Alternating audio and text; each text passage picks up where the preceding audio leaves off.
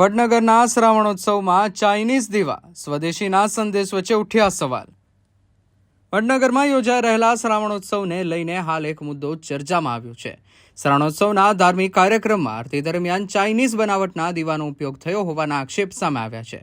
એક તરફ દેશભરમાં સ્વદેશી વસ્તુઓ અપનાવવા અને વોકલ ફોર લોકલને પ્રોત્સાહન આપવાની વાત કરવામાં આવી રહી છે, ત્યારે વડનગર જેવા ઐતિહાસિક અને સાંસ્કૃતિક શહેરમાં યોજાયેલા ધાર્મિક કાર્યક્રમમાં વિદેશી બનાવટના દીવાનો ઉપયોગ થયો હોવાના આક્ષેપે અનેક સવાલ ઊભા કર્યા છે.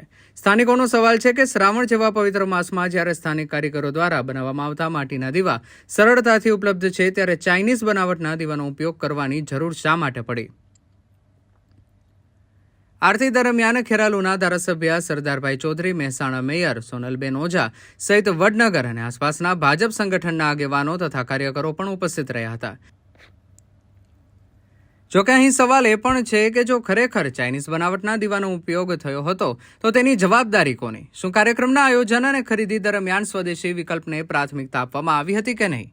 સ્થાનિકોનું કહેવું છે કે શ્રાવણોત્સવ માત્ર ધાર્મિક કાર્યક્રમ નથી, પરંતુ સંસ્કૃતિ અને પરંપરાને ઉજાગર કરતો ઉત્સવ છે. આવા કાર્યક્રમમાં સ્થાનિક કારીગરો અને સ્વદેશી ઉત્પાદનોને પ્રોત્સાહન મળે તો તેનો સંદેશ સમાજ સુધી પણ વધુ અસરકારક રીતે પહોંચે.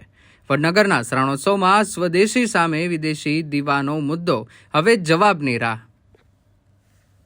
દેશ અને દુનિયાના સમાચાર જોવા માટે અમારી ચેનલ MG લાઈવ ન્યૂઝને સબસ્ક્રાઇબ કરો અને બેલ આઇકોન પર ક્લિક કરો, જેથી રોજે રોજની અપડેટ આપને મળતી રહે. સાથે જ અમારું ફેસબુક અને